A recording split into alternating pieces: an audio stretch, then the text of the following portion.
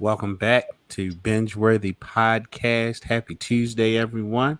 I'm your co-host G Oliver here with Nate. What's up, Nate? What's going on? What's going on? Nothing much, man. Nothing much. We got a great lineup for you all this evening. This is the Binge-worthy Podcast. We talking everything theatrical, movies, television shows. We trying to get you to know what you need to be binge watching these days and what you can pass up. Actually, don't pass nothing up because we want you to try everything. Let us know how you are receiving certain things that maybe we received it a little bit differently. So try everything, but we definitely gonna let you know what is absolutely binge worthy out in these what are they what we call it, the streaming streets now, Nate. What's up with these streaming streets? Mm-hmm. So we got a pretty good lineup for you all tonight. One of the first things we're gonna talk about is a new release on Netflix called His House. Some black horror for y'all. We're gonna talk about Self-Made, the story of Madam C.J. Walker. We're gonna talk about Django, one of my favorite Quentin Tarantino movies. I Am Not Your Negro is one of our documentaries for this evening, along with The Social Dilemma, also recently released on Netflix. We're going to talk about Ratchet as our adaptation for this evening. Charm City Kings, Baltimore in the house. And we're going to wrap it up with a nice throwback and that favorite of everybody's, The Color Purple. So what's going on, Nate? Well, first off, if you have not seen the first episode, you can definitely go to YouTube to the Artist Exchange on YouTube or our page on Facebook, Binge-worthy Podcast, and you can pick that up. If you hit us on our Instagram, there's a link in the bio that'll take you right to the YouTube, so you can like, share, subscribe. And comment, definitely comment, and help us share it out. We're new, we're on episode 2, but for me, I am good. I am good. I am good. We're not going to talk about politics. We're not going to talk about the election or No, we anything. staying away from that. Straight art right now, but I'm good. I'm ready to keep it moving, get the momentum going. Good. So we're going to kick this off in the theme of, we just got through Halloween.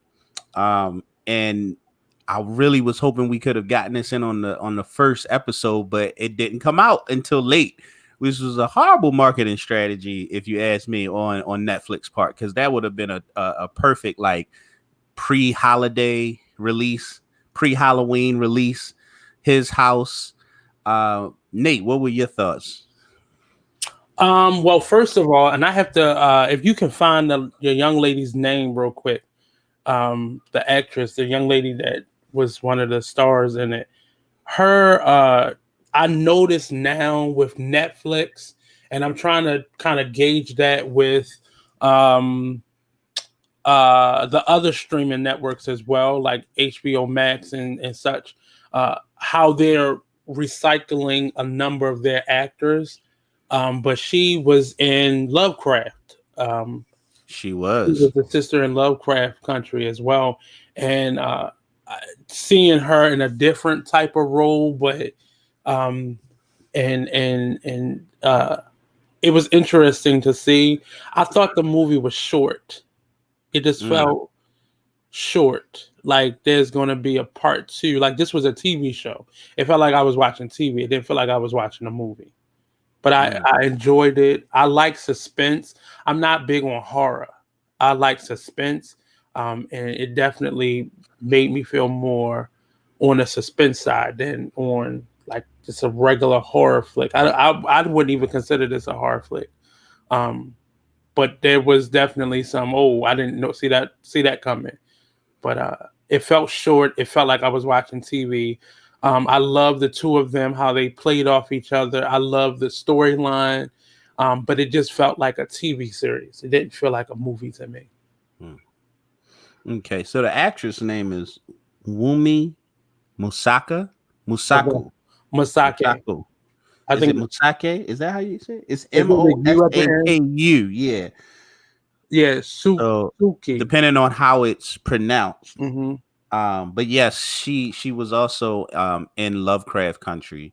Um, I don't know about the recycling actors, so to speak. You know, Lovecraft Country was on HBO. I No, that's what I feel was like, saying. Like in terms of just the streaming networks in general. oh Um, yeah, you know but them actors be working.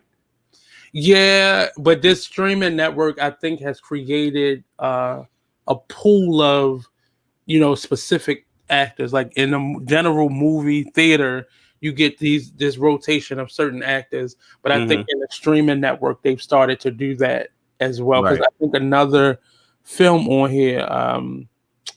I think it was Charm City King. I've seen that young man in something else recently as well. Okay. So I hear what I you're think they're saying. starting to recycle Hmm. those actors. Like it's becoming a different genre in and of itself. Like the streaming networks. Yeah. So I actually I really enjoyed it. I thought it was an incredibly unique story. So for those Mhm. listening, it's a story about a couple who are refugees from a country in Africa that is, you know, going through what looked to be either some type of civil war or genocide. Mhm. But they're refugees who land in London, and they're basically put into it seemed like they were in like a refugee program, and they were given a dwelling to live in, and very soon after moving into this dwelling, and it was very much, you know, like it was the London version of the projects. It was a very rundown type of dwelling, Mhm. but not long after they move in, strange things start happening. And I was just it definitely was a lot of whoa, I didn't see that coming in this movie. Um, as far depending on how you take scary movies, I'm not one to get scared. It had a few really good jump scares, I thought. Um, I think that, you know, like I don't go for that much, but I know that that's just me. Other people I think will be e- entertained by some of the scares. But then the story itself, and it's really building on something that for me I'm really enjoying right now, which are black horror films or thrillers and suspense. They're not the horror so far, you know, especially with Jordan Peele and some of the things that he's been doing. Um, you know, the Candyman remake looks excellent, very intriguing. And this was very much entertaining for me. There is definitely something about watching authentic black characters react in some of these situations. And without giving the movie away, I was really what got me in this movie was how the characters reacted to these strange things happening in their house. Mhm. And neither one of them were in denial that these things were happening. And I thought that took for a very intriguing angle because you don't see that often. A lot of horror movies we look at, and it's like, why y'all still there? Like, why y'all acting like this not happening to y'all? And this was just handled very differently. And Well, for me, that was something that I was really entertained, and I was really into that. I think it's a difference though because a horror movie that's just out of nowhere, and we're seeing a trend in our black uh, films and television now where it's grounded in our culture and not just one day I was in the park and this like it's not just random anymore. And that's been a part of our storytelling altogether, but it's more grounded in our culture now. And there are a lot of political and cultural and social things that are threads and layers in a lot of this film. So this film in particular is showing us what the asylum process is for refugees and for people fleeing their country because of war or dictatorships and such of that nature. So it's showing us the process. This is how people get treated. This is not somebody coming to seek a green card or citizenship. This is the process that they actually go through. Like they're treated like, outsiders by the people that are welcoming them in. Right. And it's very much so. This could have taken place here. It could have taken place in any country, but I like how grounded it was, and the idea of them being afraid. This was what was happening to them in this thriller was a part of their culture, and it was definitely, I think karma was definitely a theme in this. Like you can't do things and not expect a reaction from it. Right. So we saw the movie kind of play, and then it jumps back and some flashbacks, and then we see it. Oh, okay, so this is why this is happening. So that's what took it from being a horror to more of a thriller, suspense type of movie, and not just scary. It's not a scary movie to me. But Well, it wasn't scary to me either, but I watched it with somebody, and it was scary for them.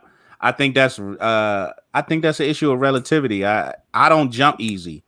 And there's not a lot, especially in film, that really like scares me. hmm Um but if I think that for a large majority of people, they would find that pretty scary. well, it's following Especially the some of the storyline. When you follow the storyline, it no longer becomes scary to you because you are already piecing together the story. So it wouldn't shock you when something pops out of nowhere. Like, but you're following the actual story. okay. So I'm gonna get at 4 hours of binge worthiness. I rated a 4. I thought it was a damn good movie. And I encourage people to check it out when they got the time or make Yeah. time to check it out. I just think it should have been a TV show and not a movie. I don't know. I mean, I felt like it showed a complete story, and I'm not really a fan of TV shows that, again, like with the filler. It's like if you can tell a complete story in 90 minutes, then just tell it in 90 minutes. It didn't Um, even feel like 90 minutes. That's what my I point is. know it was a very easy watch. Like it was very well shot. It was very like the storyline was very, in my opinion, very clear and concise. It wasn't a whole lot of filler. It focused on really what was going on in that house. Um, so no, it wasn't long. It wasn't drawn out, but I thought it showed it covered it told a complete story. Um, I mean, I don't even know where you go with that for a sequel or a continuation. It was like they had an issue and it was resolved by the end of the 90 minutes. I think it ran about a little over 90 minutes, and it didn't feel like 90 minutes. Um, Yeah, it was too, but too the short. story itself was complete. Yeah, so I guess that's where we differ. It just wasn't. It just ended, and it was a complete story, but it was still. It felt a little sped up at the end, where it really wasn't explained. It was more. It was more of an art film to me than a Yeah. horror film. Now that I will agree with you. But and there's not really a but. I agree with you. I appreciate that in movies. Um, I actually get tired of walking out of movie theaters where I like going to movies and seeing movies that explain every single thing to the Yeah. point that there's just no mystery left. And I've had conversations, and apparently like that drives people, some people, that drives them crazy. Like when things are unanswered or left ambiguous in film. I've Yeah. seen that does bother a lot of people. Me, the less movies like that tend to hold my attention a little longer, if that makes sense. Right. Yeah. So I give it a 4. What about you? Uh, I don't even, I wouldn't even know how to scale it because it didn't feel, a short film versus a feature film versus a full length film is a different watch. Like I would have rather watched that in like a little independent theater versus in this format. It didn't really, so I wouldn't know how to grade it in this point or scale it rather Yeah. in this. All And right. sorry we didn't have an image, but none of the images were clear enough. They was a little fuzzy. So, but Which image? no, the image for this. So I Oh, didn't okay. put the image up. Oh, okay. I got you. I got you. Moving on to our next television show. Well, actually, we got three. We got three. No, this is a television show. We got two. Okay. Mm-hmm. So, self-made. The what was the tagline on that? It was it the inspired by the life of CJ, Madam CJ Walker. Right. So I had read some things where people were questioning like the authenticity of the work. They always do that. Right. Like, we don't accept something being inspired by, meaning Mm-hmm. one of the bibliographies on her is where this movie come from. And I don't think people understand when you're writing something about a person, there's unofficial bibliographies and official ones. And Mm-hmm. most of the bibliographies about her was after she had passed away. She lived a very short life. She didn't even live that to be that old. So Mm. a lot of the information about her is from her daughter and the people who Mm. work closely with her company. Okay. But yeah, so I think the controversy mostly was because of the woman who inspired her to then break out into the beauty industry. They wanted Most of them wanted a story about her, which hasn't been written yet. You know, there's information about who she was, but it was the inaccuracies that they felt that depicted this other woman. But Oh. J. Walker was officially the first black female billionaire. And Right. first billionaire, I mean millionaire. I mean not billionaire, millionaire. But it wasn't that lady's story, and this perspective came from a lot of information from her daughter, who also passed away. Mm. But it So it was might be actually from more her. accurate than people want to give it credit for. Well, I mean, it's always your story, my story, and then the true story. Mm-hmm. But it's always skewed from somebody's perspective because this was more written from her family's perspective. I think her Okay. great granddaughter, her great granddaughter, because her Okay. daughter never had a child, but she adopted a child, so it was like that child's Mm-hmm. grandchild. So it was, information, and a lot of people that work with her company stayed on with her company even after her death. So it was a lot of information that was just passed down. So it was from her perspective. So it was going to be skewed because it wasn't the two of those moguls story. I think that was the biggest part. And we live in a town right now, a part of the world right now where everything is nitpicked. Instead Mm-hmm. of just going. So if y'all want to hear that lady's true story, go write the screenplay for it and put it on the stage or a TV or in the theater somewhere. Okay. That I think that was the biggest part. But Mm. uh, she uh, she did a phenomenal job as Madam C.J. Walker, Yes, she did. and I'm just enjoying watching her come up from this underdog state of being the co-actor in something and really being out front. And she's been able to do so many different things, and it Yeah. wasn't just comedy. This was Mm-hmm. like aside from comedy, and I loved it. I love the look of it, and just I love biopics. I love biopics, Nice. especially about black people. So I enjoyed it. I actually I still haven't finished it. I think it's 6 episodes, and I got through the first four. Yeah. Um, and if it wasn't for the fact that I remember, like the timeline and people talking about it when it came out, I would have never questioned it. I thought that the story and granted, like I get what people are saying. There was a lot that I was picking up where, it wasn't her idea originally and whatnot, but Well, she um says that she admits that face to face right, with but the I mean, woman. from what I saw, she was dealing with someone who didn't want to give her an opportunity, so she made Right, the opportunity herself, and right. then she continuously kept doing that despite all of the obstacles.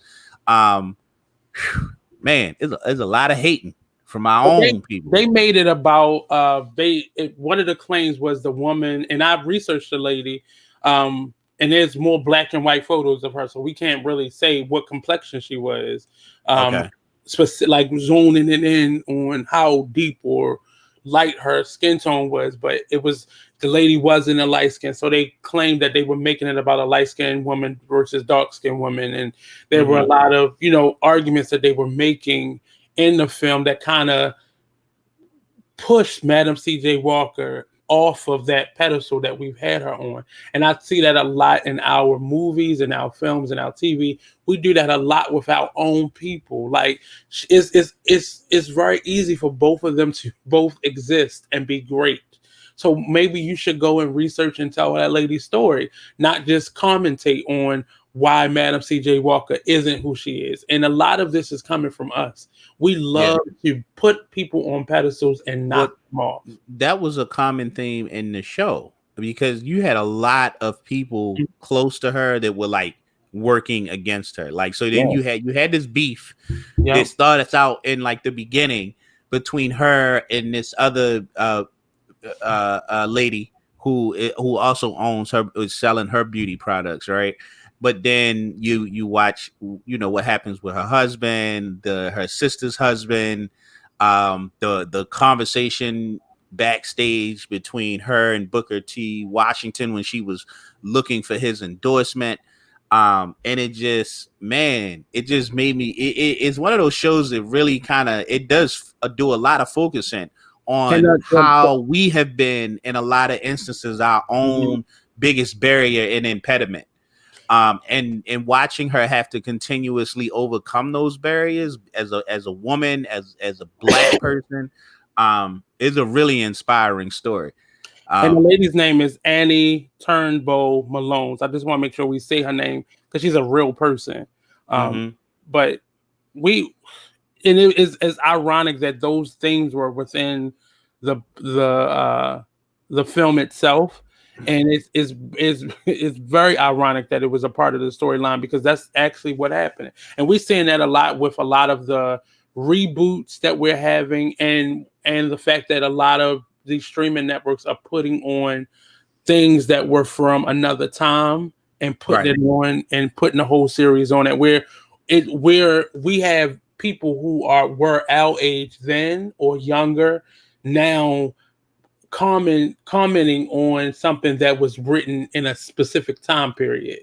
And it's very easy to then be like, well, Madam C.J. Walker stole the idea. Well, she claimed that she made it better. Well, I was very confused. I was very confused when I finally saw it about that claim because when I watched it, like I would have never. That's not a conclusion that I would have ever drawn. Because you don't see the other lady in the film. You don't see her doing what she does. you see what she's doing, but like she wants to sell a hair product. Right. She wouldn't allow Madam CJ to work for her. So she said, okay, I'll go make my own. And it wasn't the same. Like there was a scene where the other lady had like gotten her hands on this product because she wanted to find out if she was just copying her stuff, and she wasn't. Right. Well, like it's not like nobody owns the ingredients that go into hair products. Anybody can make the product, right? I think it's like the second to the last episode, or maybe that last episode where you see a face-to-face confrontation between the two of them. And that's what the Madam C.J. Walker character says. She says, I admit it, I took it. And she says it out loud, and it's so shocking, and the lady feels so vindicated, and she's about to tell everybody, but Madam C.J. Walker follows up with, but I made it better. And never and that's that I feel like that so yeah, that foreshadows foreshadows what I saw early on. Where even one of the other characters, somebody in her family, was talking about the smell and how hers didn't smell bad, you know what I mean, versus the other lady's hair product. Yeah, I think that was her daughter. And I mean, I just wouldn't have I just wouldn't have walked away with that. It's like you and I discussed this podcast, right? Now you've been in the radio business for a while. And like we have talked over the years about doing something together, right? But Mhm. if your position towards me was like, you know what, no, I don't like you, I don't think you can do it, I don't want to work with you, and then I go off and start my own podcast on my own, Right. right? Like, of course I'm gonna make it mine. And if like, that's not stealing anything or taking anything away from anybody. It's like, it's a podcast. Like, Well, I anybody think can that start a podcast. happens. I think it happens, but the problem then becomes the acknowledgement is never given. The same thing that we're having between Little Kim, Cardi B, and Nicki Minaj Uh-huh. is about the acknowledgement of what inspired you. Because you go out and you do similar things because you've been on the show and you may have seen how I interview and you adapted those things to yourself. But the acknowledgement of where you got it from is Right. normally what hurts people who originated something. And I understand that argument. But we also live in a culture right now where I want you to tell me how you got exactly where you were because I want to do that. And people like, well, no, I'm not going to do that. You can Mm-hmm. study under me, you can work with me and learn and then adapt for yourself. But no, I don't really want to tell you. But we live in a generation now where people want you to tell them how you got successful because they just want to be successful. They don't want to do what you're doing. They just see what you're doing is making you successful. So that's what they want. But this Mm-hmm. story didn't really. I think Madam C.J. Walker was inspired by Annie Malone, and she wanted to really help her initially. And I know you saw the beginning of it. That's all she Yeah. wanted to do. So she took the products and she went out to the nation. I think the State's Fair, and she sold it. And she was inspired. And when she brought it back to say, "Look, I know I stole some of your products, but hey, here's the money. Here you go. Just to prove that she could be one of her sellers. And Mm-hmm. that was the issue. She didn't want her to be one of her sellers because she didn't have the mulatto look. They The didn't look. treat it as Right. It mulatto, was that. Right. Right. Um. but yeah, So yeah. I walked away from what I've seen so far, and I do have to acknowledge that I do have the last two more episodes to watch. So that I yeah. guess that story, there's more to see to it. But from what I saw so Mhm. far, I just But when just know she was. that's how every I feel like that's the story. Whenever you see a story about someone who is self-made in the business world, right, is usually because they had an idea or an opportunity that somebody told them wasn't good enough, right, or that, Mhm. for whatever reason we can't do this, so they go and do it on their own. um Yeah, and she unfortunately she never got to really settle into her fortune. She got to see mm, it, she got to manifest it, she got to do a lot of great things with it. And the underlying story is both of these women were great philanthropists at their time, okay. helping out with the suffrage movement, helping out with many of the black issues that were going on, supporting the causes, supporting colleges and such, mm, helping people to start the first colleges and the first educations for black people. But we see a lot, and we see that she died at the age of 51, which wasn't like she was basically at middle age. But right. I would definitely suggest people watch this film. It was, As would I. yeah, The story is just one that is a black person. Like, I think you should want to know. yeah, So and it's an all black cast for the yeah. most part. So why not support that? But also, it's some very inspired casting as well.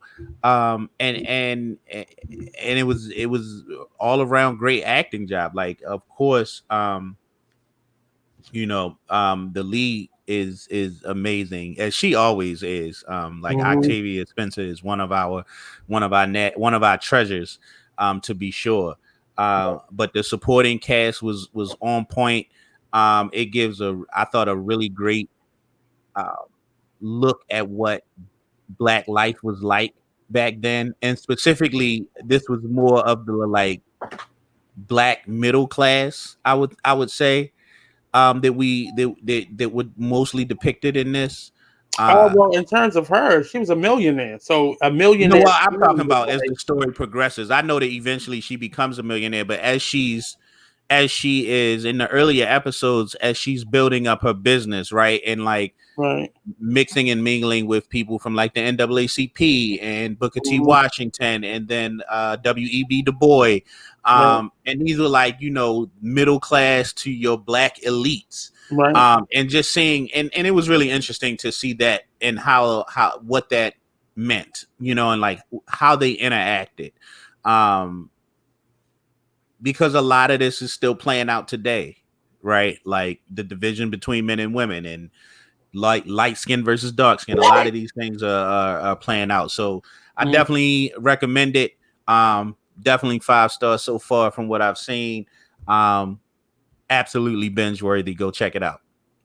Basically. All right. So Right. moving right along, we're gonna take it back on y'all a little bit with a Quentin Tarantino film called Django,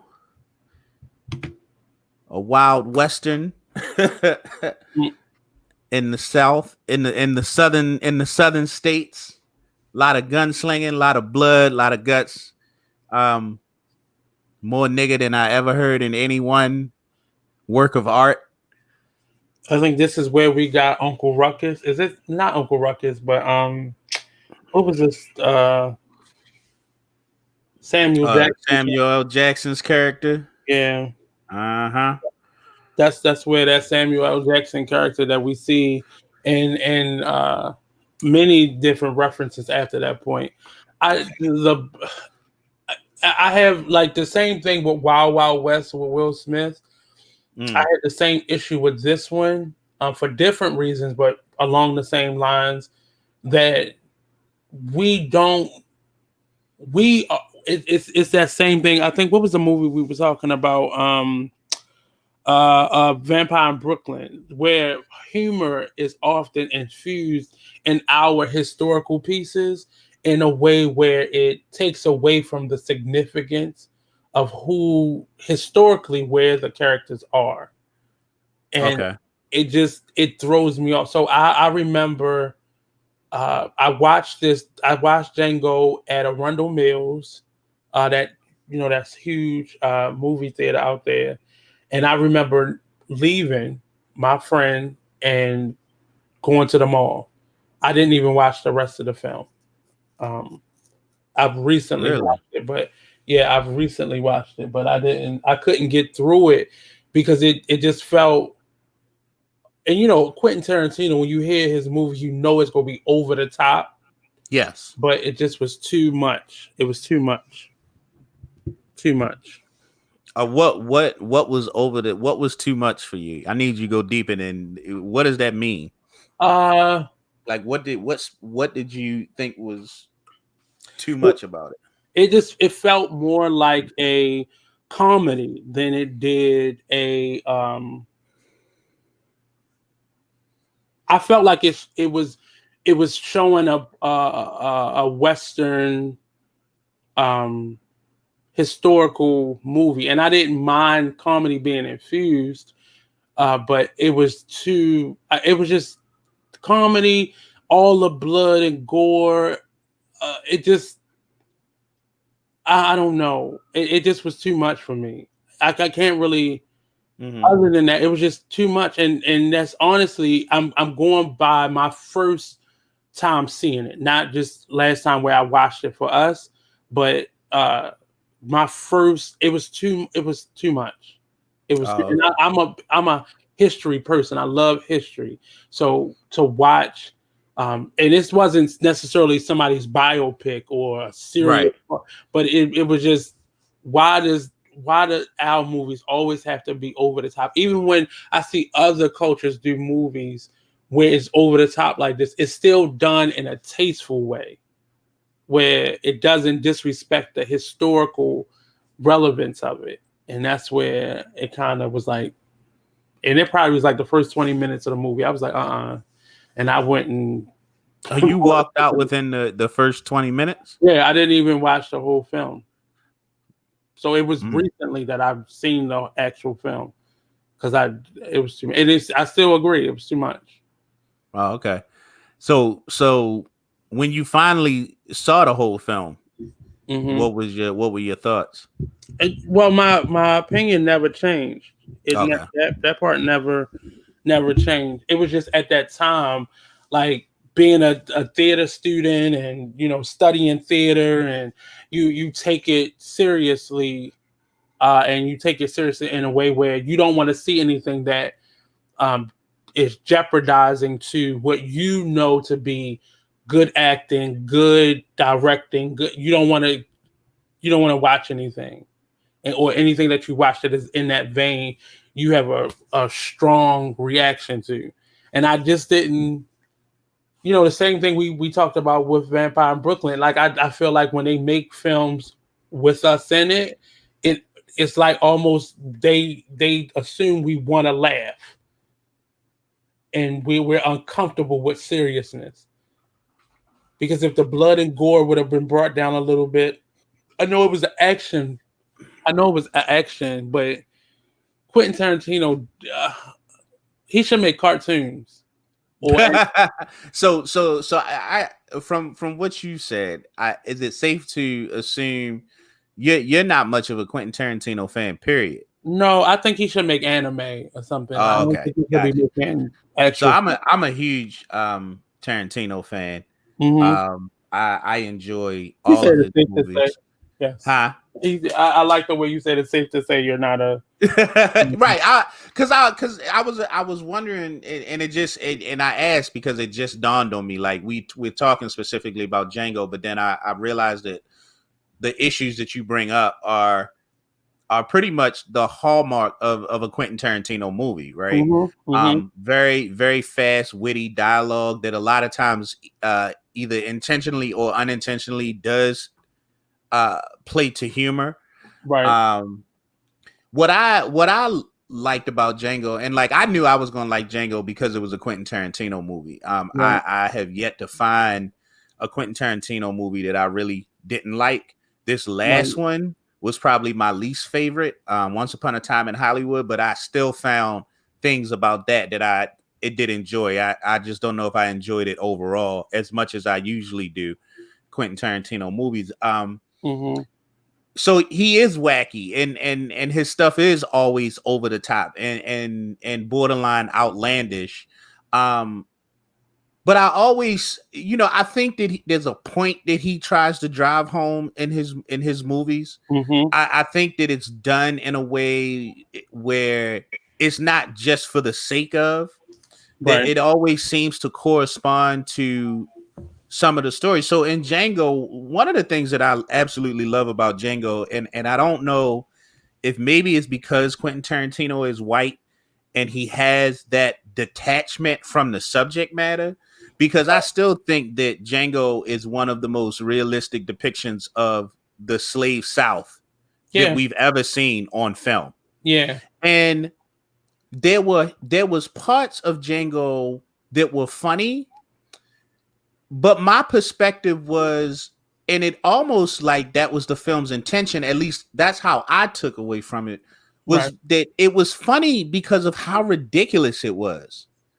It really kind of pointed out the ridiculousness of this idea that I'm better than you just because of the color of my skin. And Yeah. it also pointed out just how this was done. It took away, I think, when I've had conversations where I've become amongst our people, where I have become convinced that some black people either consciously, some consciously, and most of them subconsciously have really put white people on a pedestal because of slavery. Like they have to have something special or magnificent about them if they were able to get away with that. And he really showed how ridiculous the idea was, and then how just ignorant and uneducated a lot of the people were. But then there was the brutality side of it, which he didn't shy away from. because he never does in any of his films, right? They're always violently brutal. And those two things for me, it, like we can talk about Roots, we can talk about 12 Years a Slave and all the different slave movies, and I always feel like they hold back because there's this hesitation to show just how cruel, unusual, and just downright idiotic that circumstance I think was, the and holdback, you really see it in Django. right? But I think the holdback is normally, and not all those movies were made by a black person, but normally there's some type of consultation, or the actors is themselves Mm-hmm. we're still in a sense of shame. White people don't have to have that level of shame, and they don't have that level of shame telling stories about slavery because they feel detached from it and they have that freedom to feel detached from it. Whereas on this movie, Quentin Tarantino is known for addressing stuff without any reservation for how people With will no feel about filter. it. Right. Right. But you can tell when who's telling the story. You can tell who's telling the story in this. You can tell, and I liken this to Wild Wild West only because the two black lead characters in them, but at the same time there were plenty of funny moments, but the moments that were serious, that Mm-hmm. showed the truth and the honesty, most people don't catch those things. They just catch the blood, the gore, the humor, the in those two movies. And I hope down the line we do cover Wild Wild West because it's going to have the same visceral reaction from me.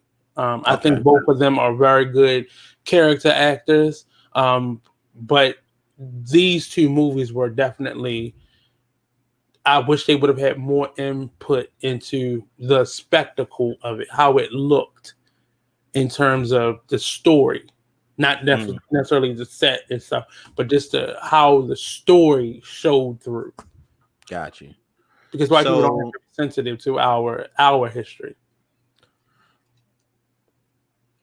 yeah, I mean, I would concede with that, but I guess for me, I don't need them to.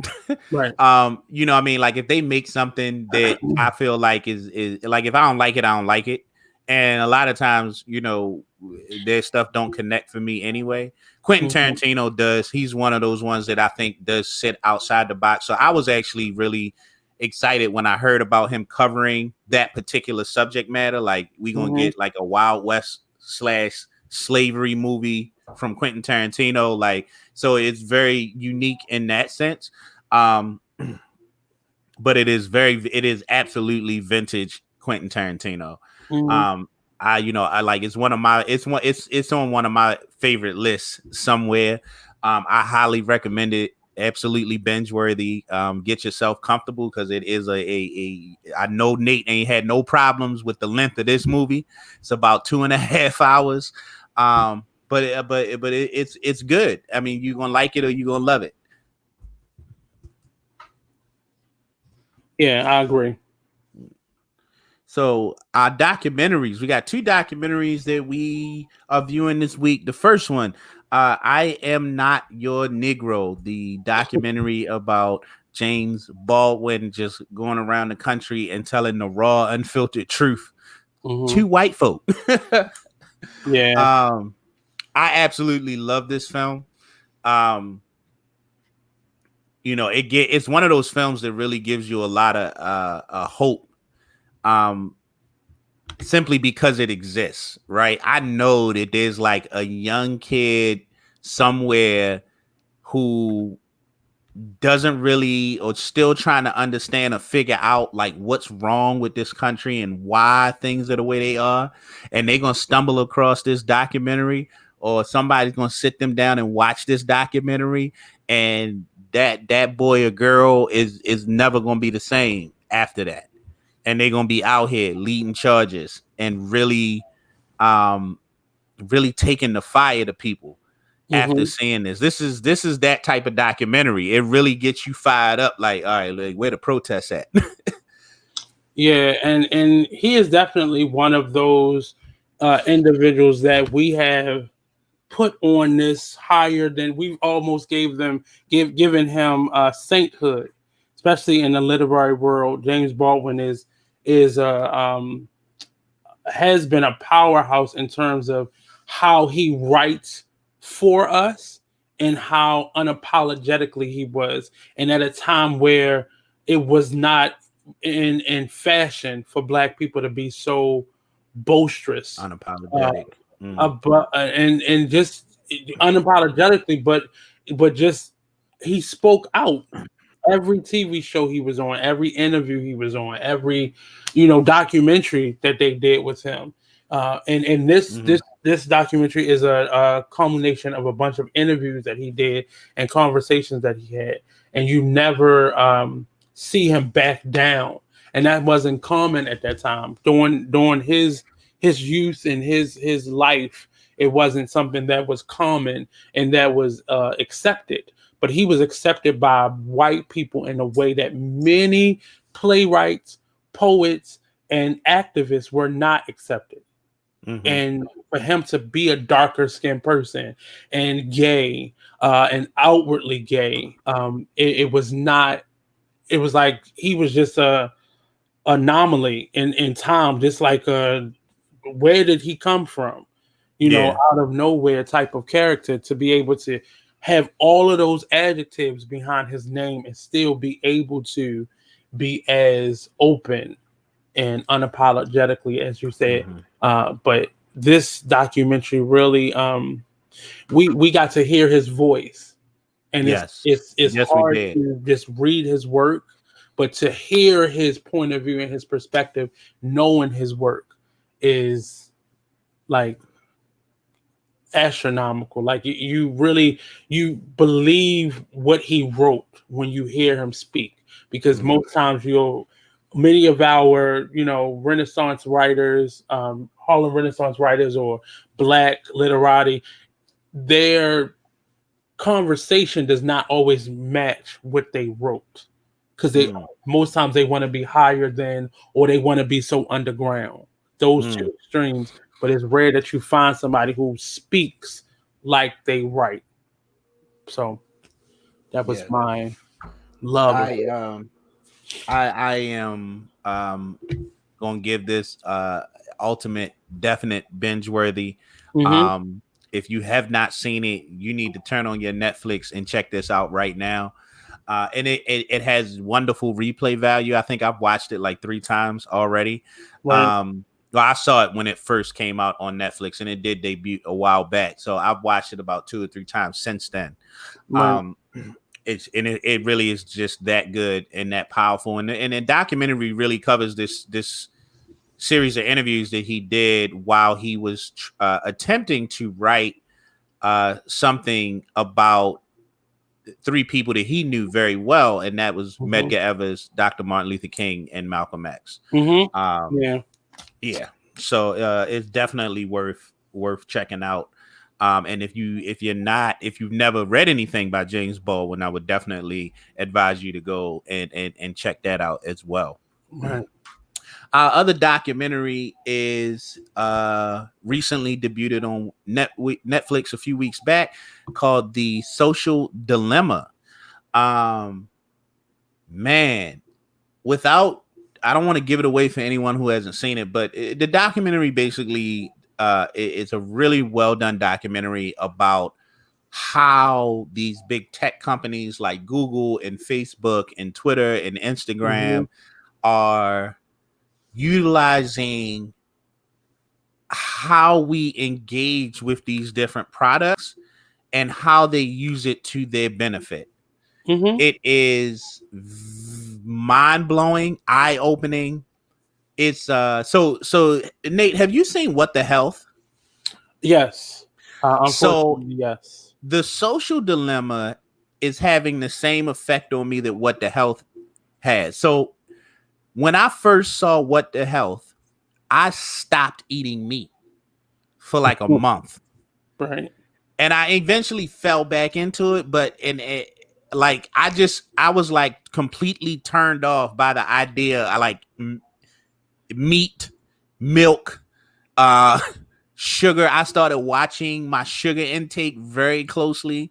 I didn't Mhm. eat meat for probably it was definitely a month, maybe as long as 6 weeks before I reverted back. And then Mhm. about 3 months later, I watched What the Health again, and went another 8 weeks, no meat, like refusing to eat meat. Um, Mhm.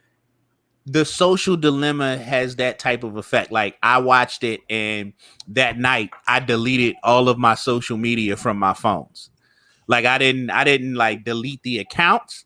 I just got them off my phone for about 4 or 5 days. Yeah, but Um, you still went on to but Amazon. you always end up coming back. And you're right. So what you Mhm. just said about Amazon, because one of the things, And not I just think that Amazon, but it's other companies too. and it's really interesting because when we talk about these types of things, right?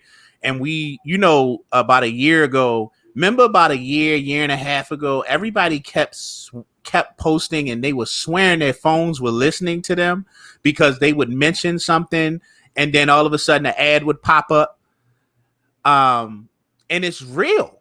It is absolutely real. And it really delves into Do you like how know? your data is being used, and it does it Right. the social this film does it in a very uh user friendly way, But is the best way I do can you know put it. what It's very cookies easy to are? watch. Do you know Yeah, what cookies are? right, those are the things it's like they're cookie crumbs. It allows websites to track Right. your That is right. a part of every single app that you download, every website that you shop on, every Google click. It's all and Hmm. part of it. And they've been giving us the hint and the information every time we click onto one of these, and they ask us, do we want to allow cookies? And Hmm. this is the thing that connects all of those websites, because it then gives them permission to then go into whatever device you're on and broadcast, hey, this person is researching uh butt cream, so now you see butt cream on all of the ads that you're watching on YouTube, which is different than what the person beside you is watching, because they have a foot fungus, so they're going to get all the foot fungus Hmm. commercials and such. Yeah, So and it doesn't, once you turn it on, you'll always get information about that to right. whatever device you're on, And then even I've with noticed in some turning off the websites app. you have to actually look. You have to do extra steps. So when you go to a website for the first time and it asks you about the accept for about the cookies, if you want to say no, right, Yeah. you kind of gotta like it's not like yes or no. There's like the accept there, and then if you want to say no, you gotta like click on a link and then go through some stuff to actually not give them permission. But many of the cyber space individuals that I know, techs that I know, when you're on those sites, you've already opened up your cookies for that window of time. So Mm. you're gonna still get it. So like like if I Right. download the app or if I'm going to Facebook on If my you Google, it's already there. right, if you Google, there's no way to Hmm. turn that off on Google because you've already searched it. So So did you you know that already Google? Did you know that like depending on like these algorithms that they're making that they are calculating based off of the things that you're into and hmm determines how or what shows up in your Google searches? yes. It's Yes. amazing. It's And amazing. You and I could Google the same thing and get very different results but see, based on. the problem with that is I am paying for CEO and SEO. I'm sorry, SEO. I'm paying for SEO reach, meaning I want my stuff to always be at the top of every search. But they're taking people's money who want that for their businesses or their products or whatever, and Yeah. yet they're still controlling it on the other Mm. side. So in fact, I am paying for nothing. You know, Hmm. I can get the same thing by sharing it and Hmm. making sure I post it. And every time you post something, that goes into your search SEO. So, you know, and I've been paying attention to this for a very long time, because even how Facebook has worked, in terms of whatever you post is what people see.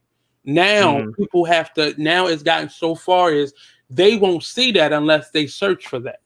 So when people say, mm, "Well, I don't see you," I don't. They're telling the truth. Now they're telling the truth, but mm, that truth is based on what their interests are. So they're really telling you, "I'm not interested in what you're doing," versus me just not seeing it on my timeline. So these platforms are not showing it to them, because now as a consumer, I have to go out and get it.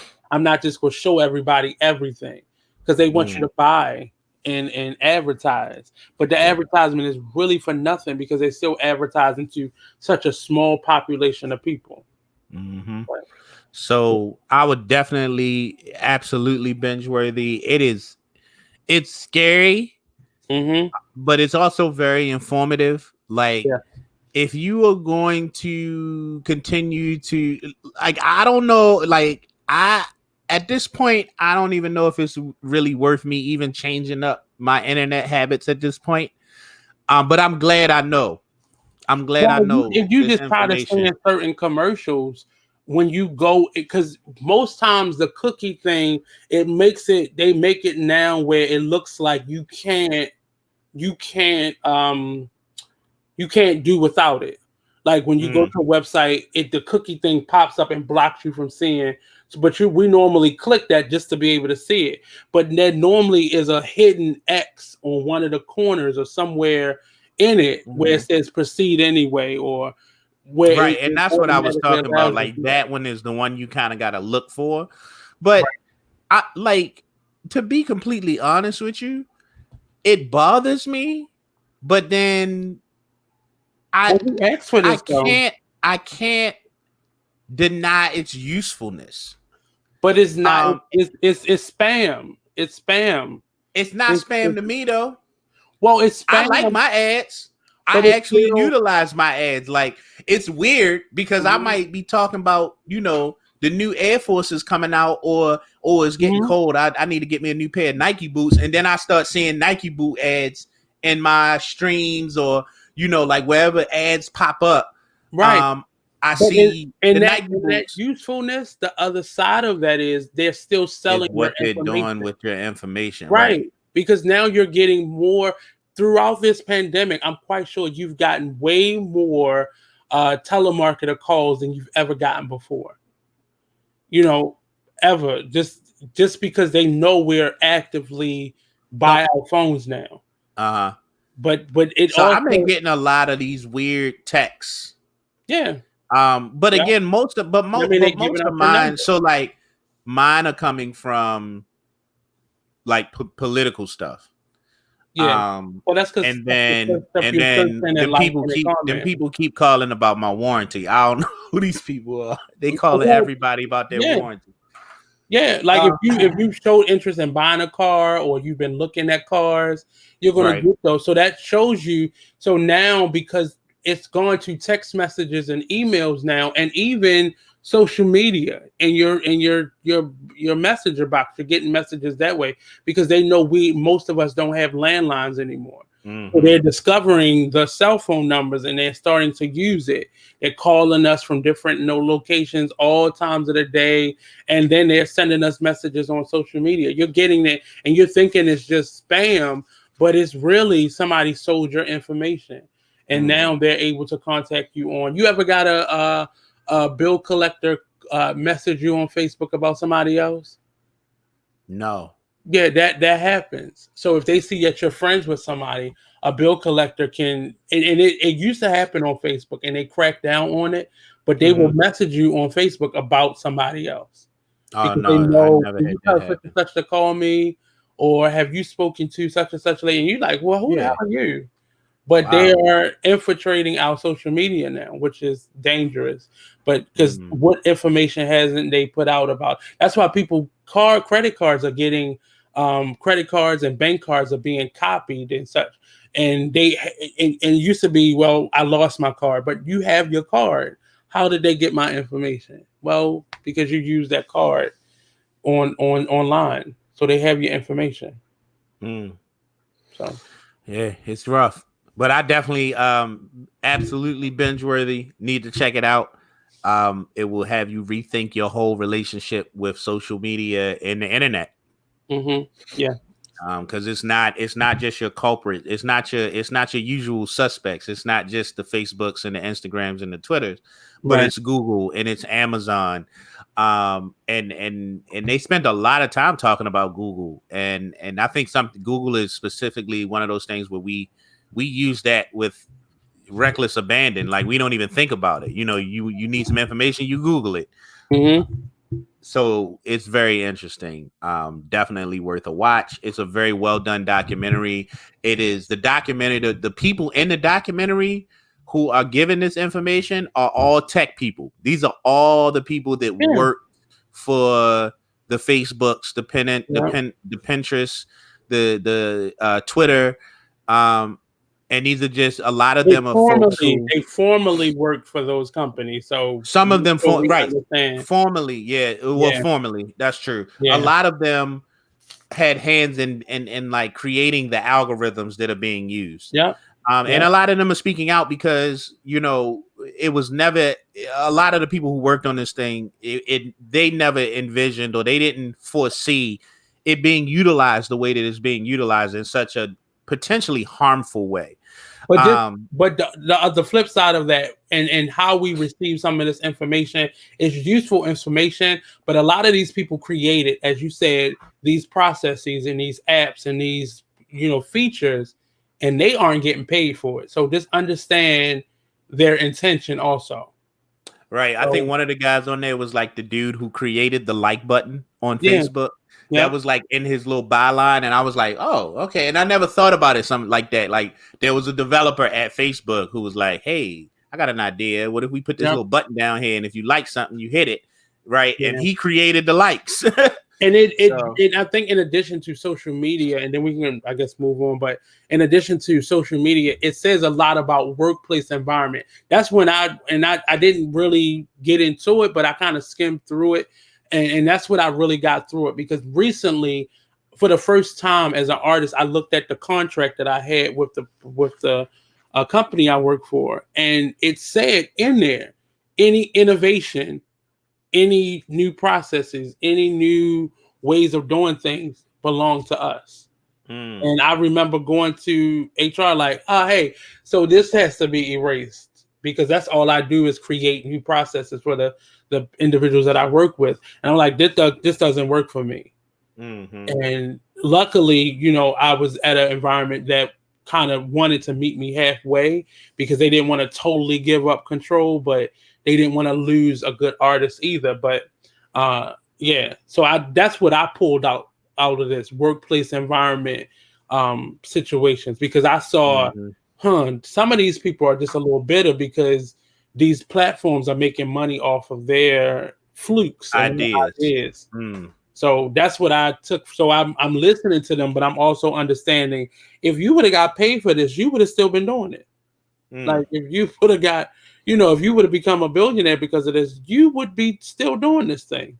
mm-hmm. So that's how Yeah, I that's want to look at both that's a sides. great perspective.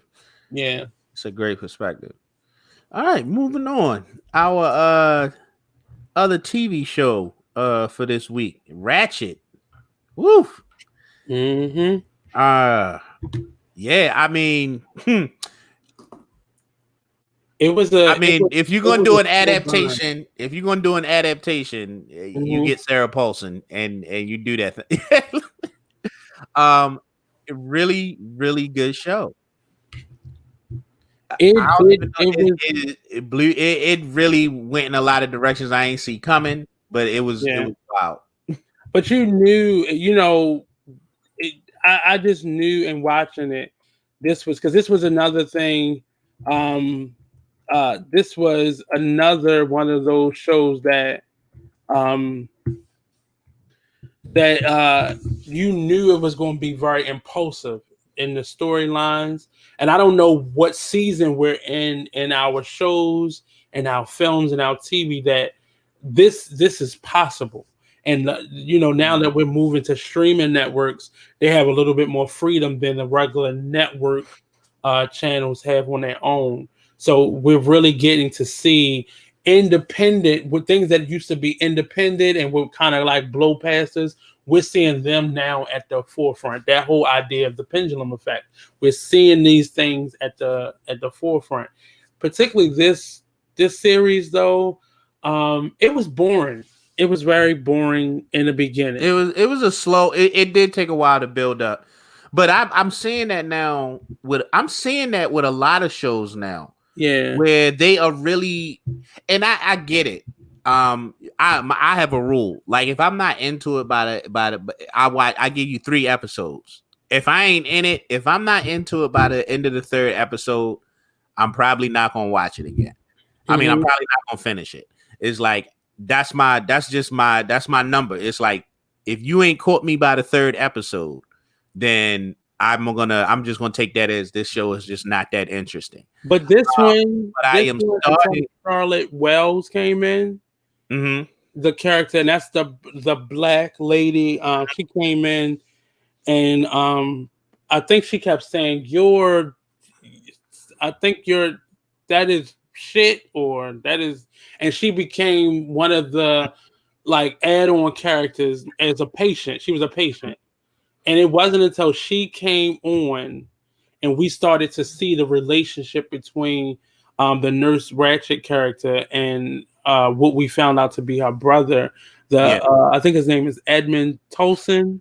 When Mm-hmm. we start seeing their relationship unfold, and then we see Gwendolyn Briggs from what TV, that New York TV show she was on with the women.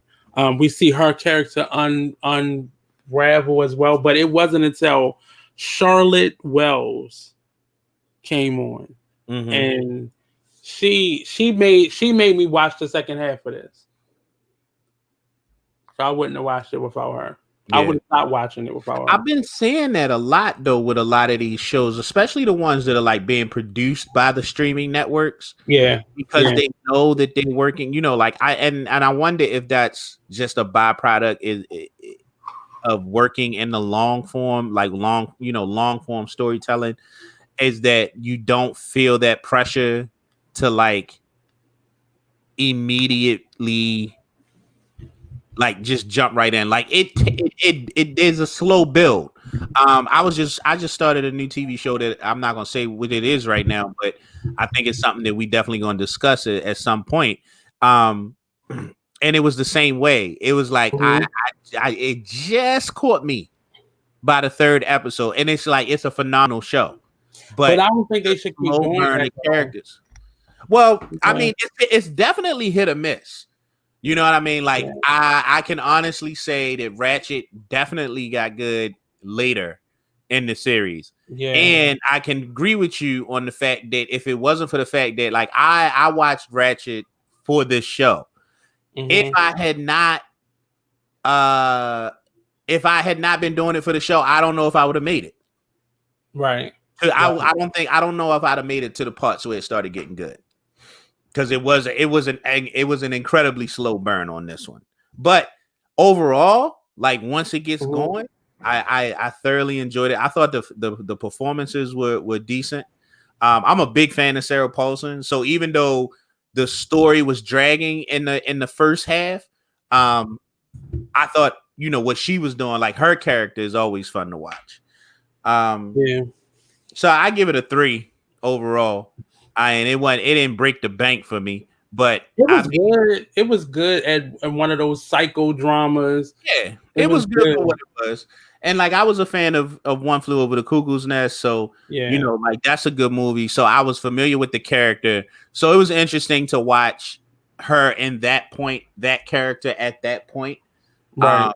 so that I think lent itself, and maybe that's why they felt like they could do a slower build up, a little slower burn on the front end because they knew that the majority of the people that was going to be attracted to this show were probably familiar with the source material. So when you're familiar with the source material, I think you look likely to stick around a little longer. Yeah, but those people will be the people that will maintain watching.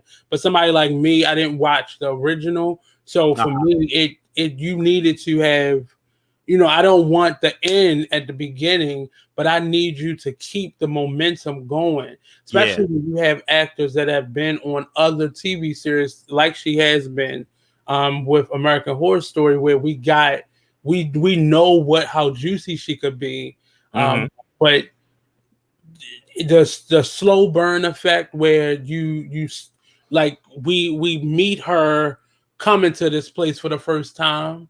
I like all that is fine for me. All that is fine, but it still needs to have a certain level of interest in it that keeps my attention. And right now, because it's too much good TV on for you to still be making these slow burn intros to a first season of something. You gotta show up and show out, and that's going to get us into trouble down the line. Because Mm-hmm. then what are they going to do for season 2 and season 3? But you got to keep people. That's what you've done. You've created this wide open market. You got to keep the attention. Mm-hmm. All right. So I give it a 3. Binge watch it if you want. It Yeah, was all right. It was all right. it's a great binge. Like a good Blizzard or something. It's a good watch from beginning to end. Yeah. And there's a lot of those coming up now.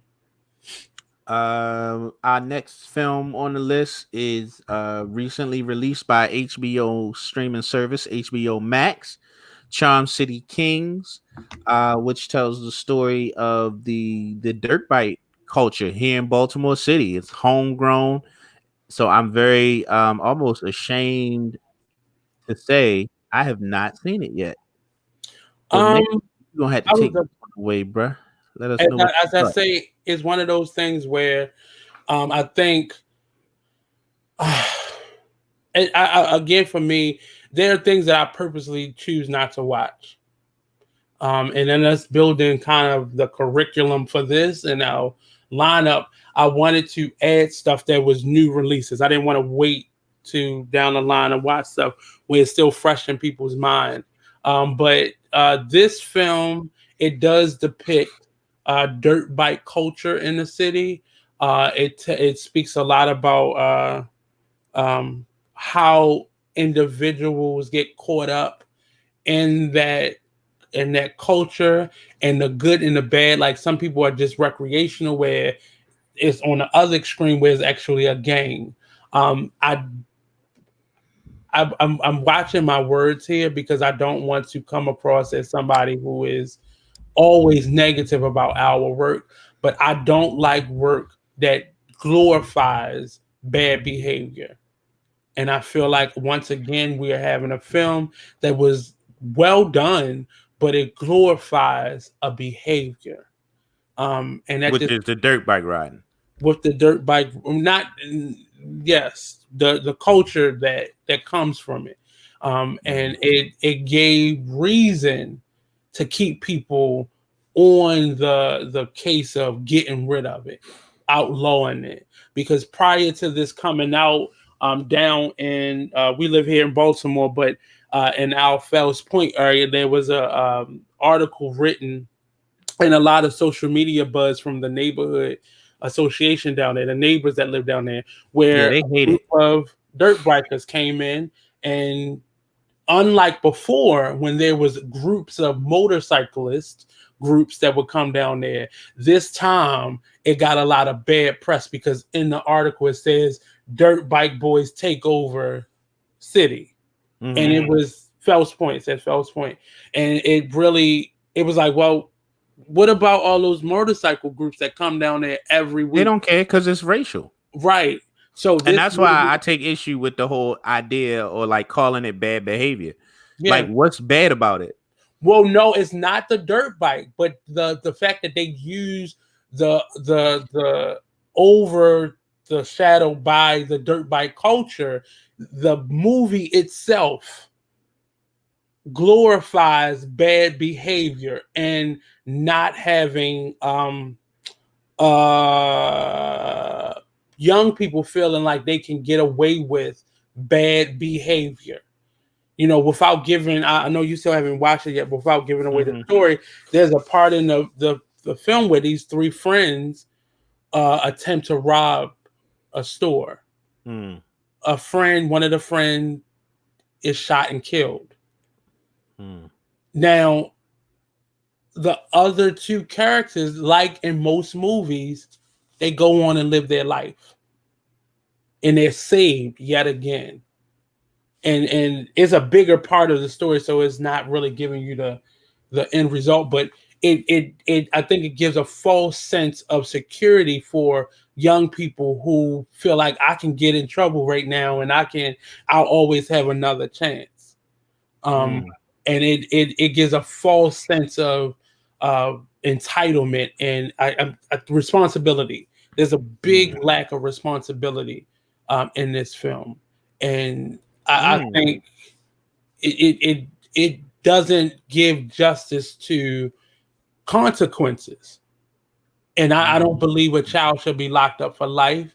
But when things like somebody dies at the hands of you, there's a consequence for that. Mm. And Mhm. there was a total lack. And it's that uh, I hate saying it this way, but I won't because I don't like the way that sounds. But there's just a lack of responsibility for children. Most importantly, the children, and we can't keep saving our children from bad behavior that's Mm. already happened. Preventative measures, I'm all for it. But once something has happened, if we don't properly admonish young people for the things that have happened and Mhm. show them consequences along the way, they'll continue to do worse things that may Mm. take their life or end their life, Mm. in many ways. But it's something So I think you should definitely watch with your sons. I am going to watch this, and hopefully if we can because I just based off of what you said, I need to see this. So Mhm. maybe we can come back to this in our next episode, Well, or watch it with your or the sons. I would love to hear what they felt about it as well. okay. I Hmm. think but yeah, I'll definitely be coming back next week with Hmm. my thoughts on Charm City Kings. Okay. Just based on your comments, I'm like I'm much more excited about watching it now. Hmm. Um so that takes us down to our final work for this evening. The seminal classic, The Color Purple. Um Hmm. it's a staple in the household for a long time. I I watch it. I'm pretty sure I watch The Color Purple like at least once a year, at least once. This Hmm. is one of those movies. There's a few movies. It's like it's only a handful of them. The Color Purple is one of them. But there's these movies that like I call them day ruiners because I remember there was a time where like if you caught one of these movies on television, Yeah. like you whatever you was doing, it's like it got put off. Done. It got put Yeah. on hold, right? Like Yeah. oh wait, this is on. I'm gonna sit down and watch it. And The Color Yeah. Purple for me, The Color Purple is one of those movies. Like whenever I see it, I'm like, oh, I gotta watch this. And you know, it still holds on. It still holds up. The story I feel like is just as relevant and um Yeah. as powerful as it was when it first came out. It was controversial in the beginning because Whoopi Goldberg had only garnered success for one project, and that was her one woman show that was on Broadway at the time, off Broadway at the time. And I think the timelessness of this movie is because it doesn't focus on the time period that is in, but more so the relationships between people. Um, Mm-hmm. I think this film has been able to translate itself into every uh, media form except for TV. I don't think I want to see a Color Purple TV show uh, until I've seen it. Maybe if I see it, then I'll be on it. But starting out as a book, Mm-hmm. um, it was very uniquely wrote as a journal entries and letters, and well, it was more letters between the two Yeah. sisters, and it easily translated itself to a movie, which was remarkable. I think Alice Walker, um, she she stamped a moment in time with this story, and it was very much so about relationships, and Mm-hmm. then you see it translate itself into a full out musical. I don't know if you've gotten to see it on. I have not seen the musical. You missed a tremendous show. I actually got to see this during the last writer strike on Broadway once it was over, and I've seen it twice. Um, and Fantasia was the Sealy in that one. Mm-hmm. And to watch it transition from a book to film to stage, Mm. just effortless, like August Wilson. We have some of the best playwrights, not black playwrights, but playwrights, screenwriters, but more so playwriters, and their work is effortless and timeless, and it could be in any format and Mm. being as impactful. And we see with the book versus the movie versus the stage production of it that it each one of them pivoted the perspective, but it Mm. still was based on relationship and had a strong foundation on the interpersonal relationships that we have with people. But Mm. the movie will. I don't know now. I'm stuck between the film and the stage play. And the musical. Right, only because I mean, if you see, a musical with Fantasia singing as Celie, it's just they've tried to remake it with I can't remember the Celie character from that, but I think Jennifer Hudson played Suge in it, but they've tried to remake it and it's still just I don't know it. The two Whoopi and Fantasia gave performances that were so authentic, and you would have really thought these women lived these lives. They Mm. were very authentic. Fantasia with her voice and Whoopi with her acting.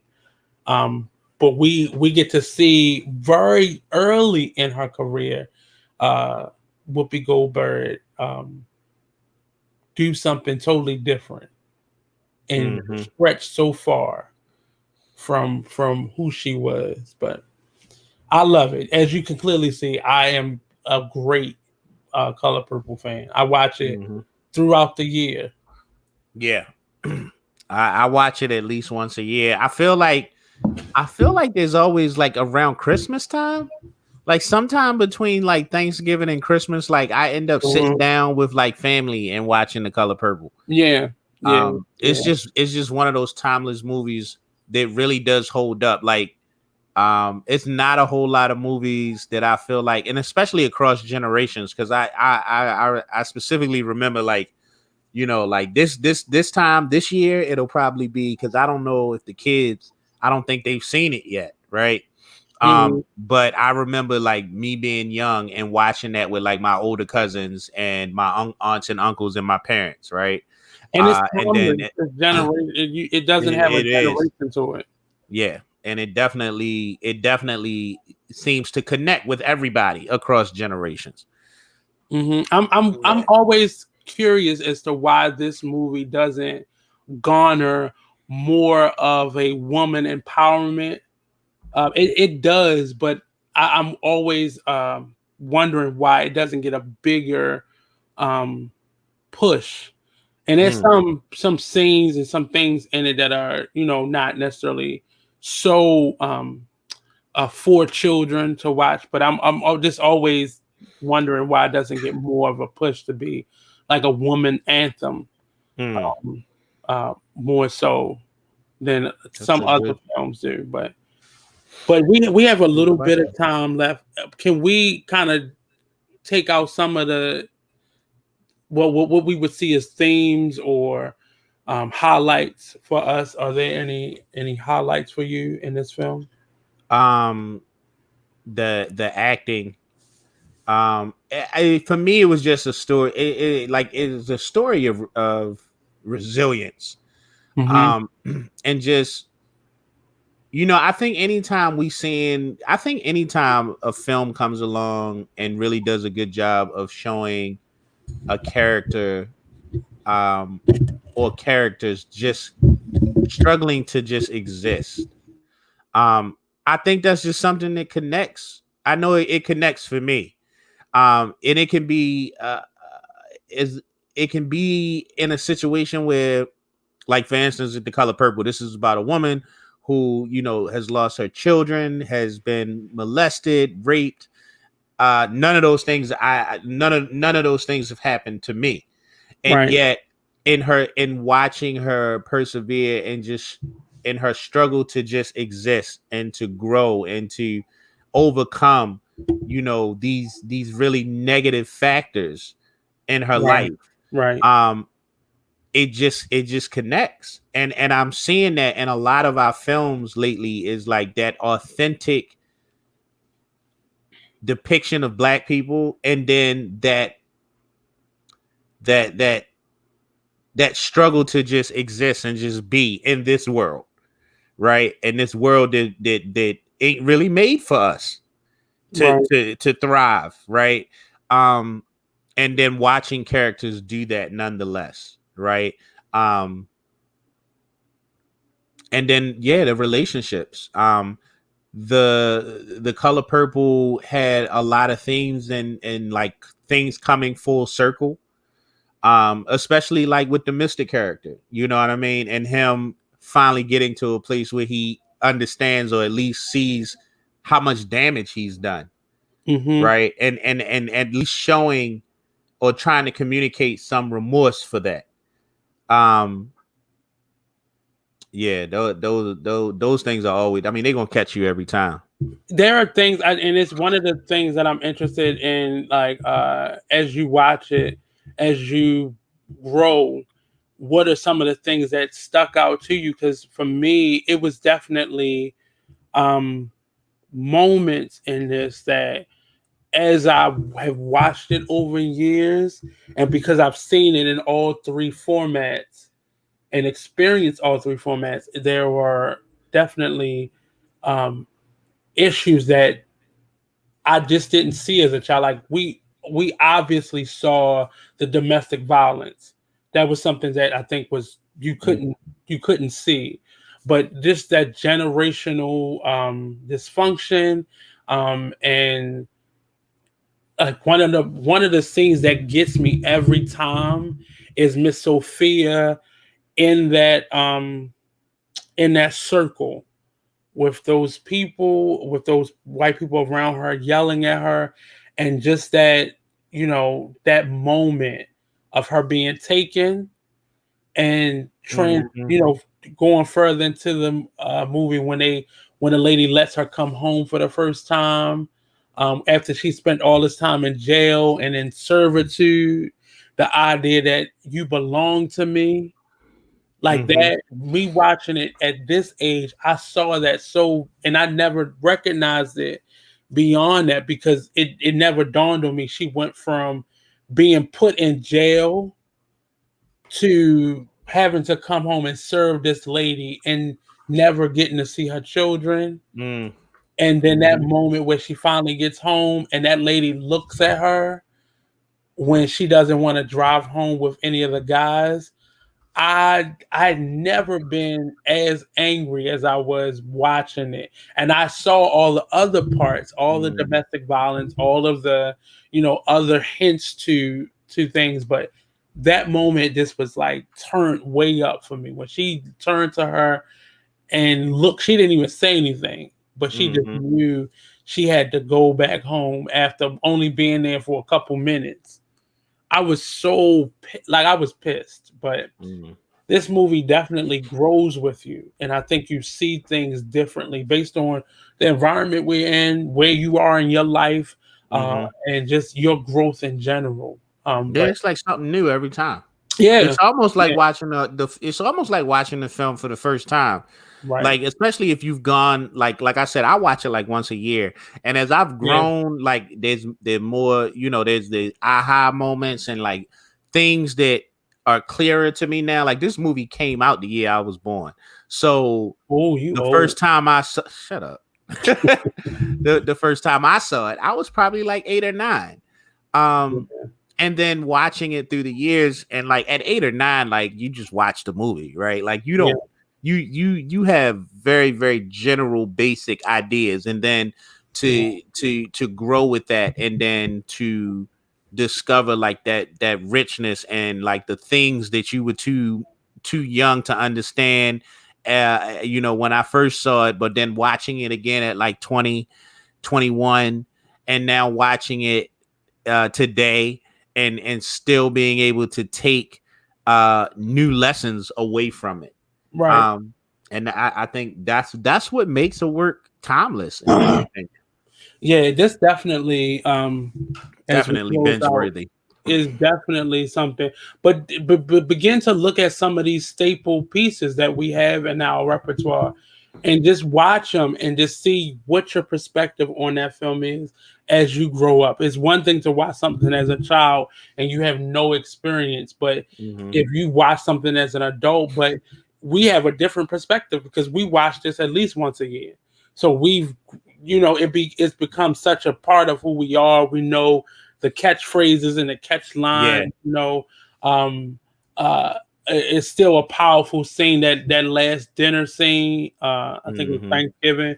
That last dinner scene that they have, and then one of that scene where she is about to shave him the second time she goes to shave him, and then Bruh. simultaneously they cut to Africa where her children are being kind of brought in on a ritual, um, Yeah. and they're going through that rite of passage. That, like, just the drums in that scene, and then you see Suge running, all those things. I still get caught up in that moment. I Like, still like it is crazy how you can watch this a million times and know exactly what's about to be said, and still what's about feel to those same be, emotions. and still feel the same emotions. It's Yeah. still, and now it means something different because you've lived life a little bit more. So you've experienced things and you've watched this kind of age. This Hmm. is one of those movies that aged seamlessly, Very well. seamlessly. But Aged very well. All well, right, so that's it for tonight. We will be back next Tuesday with a whole new round of film and television series to discuss with you. This is the Binge Worthy Podcast. I am your host, G Oliver, and y'all have a good night. peace out, people. Peace out, peace out, peace out. Peace. Tell them where they can find us at real quick. Okay. So you can find us at the Real Bingeworthy Podcast on Facebook, Bingeworthy Podcast on Facebook, at the Real Bingeworthy Podcast on Instagram. Oh, I'm sorry. Okay, I had it backwards. It's the Real Bingeworthy Podcast on Facebook, and then binge_worthy_podcast on Instagram. And also find us at the Artist Exchange Radio Show on YouTube. There we Check us go. out. Definitely let us know. Please let us know what you think. We are constantly trying to update and improve. But we need to hear from y'all. Let us know what you think.